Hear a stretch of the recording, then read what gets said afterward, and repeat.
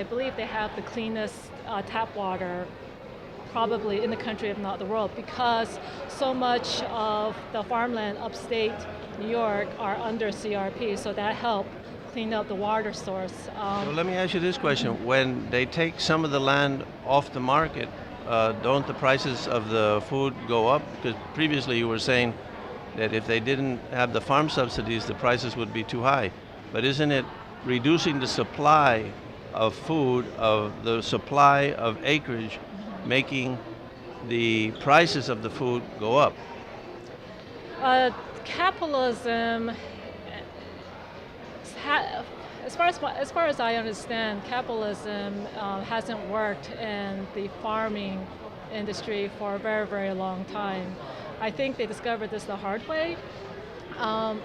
Again, the real cost of food. Like, I wish I researched this and found out how much, like how much cost it goes into producing beef. So for a hamburger, how much? I mean, if you take out the farm subsidy, how much would that really cost? And it's going to cost a lot now. But when you take acreage out, that means you produce less food product. That means the prices go up, not down. I used to think it would be that simple. Well, that's a law of supply and demand, which always applies to commercial transactions. Well, I see it the same way as the military is. Like they both operate at a net loss, but it all comes down to being independent and security. I mean, so many things are subsidized. Many things I don't agree on, of course. Like a lot of things get subsidized, and when it comes to food, I see that as part of national security. And so. Okay, so that's a different argument. Now you're saying we need to keep this food off the market even if the prices go up because we want to make sure that we have a food supply in the future. Is that it? That's a whole different argument than what you were arguing before. Yeah, it's something that hasn't been really discussed here, and I've heard from farmers that they were a little disappointed with the Heritage Foundation and how they went about cutting out subsidies. So that's something that I feel that needs to be addressed more so by the experts in this field. Right. But the law of supply and demand does apply. So if you produce less tomatoes, the price of tomatoes is going to go up. If you produce less corn, the price of corn will go up. So just like any other product, it's a law of supply. It's a law of supply and demand. No, I haven't farmed, but I've been interviewing on this subject for a long time. And let me tell you a story. When the Republicans came into power way back a long time ago, almost, with Newt Gingrich at that time, they said they were going to eliminate the farm subsidies, And you know what they did? They said, yeah, we're going to eliminate them, but the first year we're going to give them more. This is the way politicians work. They like to do redistribution of wealth.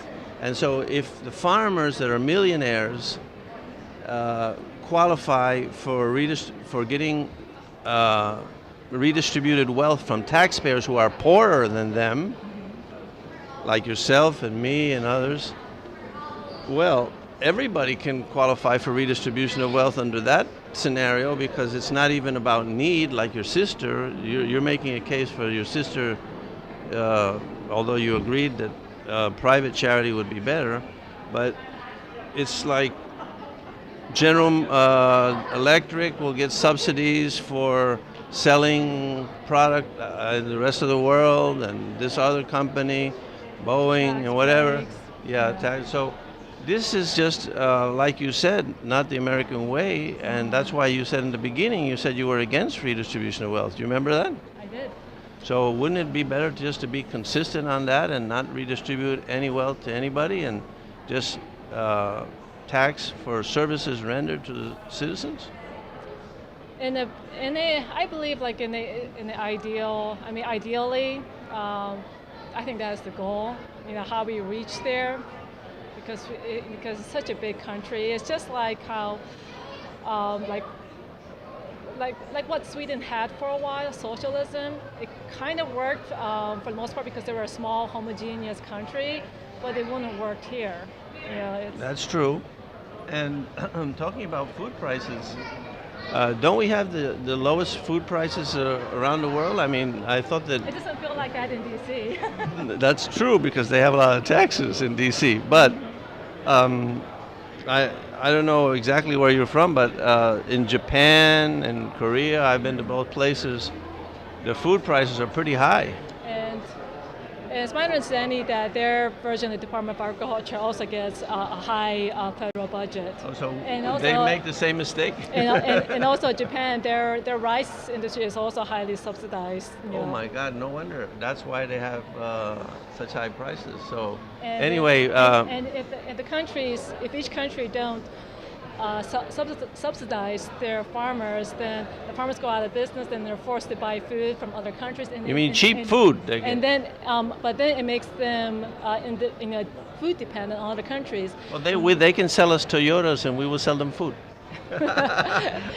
Yes, we will keep subsidizing our food and then selling our cheap food to other countries whose farmers have gone out of business because their government did not subsidize them. Yeah, but if they got rid of the subsidies, the food prices in the United States, the product would go down, so we would be able to compete even better in the rest of the world, and we would be able to sell all over the world like we do, but even more so.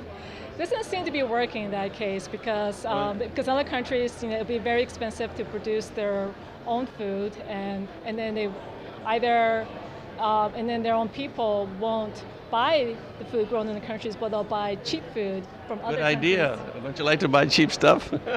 I do. Of course, we all do. I mean, I like to shop at Walmart. I'm not going to deny that. Okay. Well, look, been a very interesting and nice interview. I really appreciate you being forthright with your opinions, and it was nice meeting you. I wish you the best in your endeavors.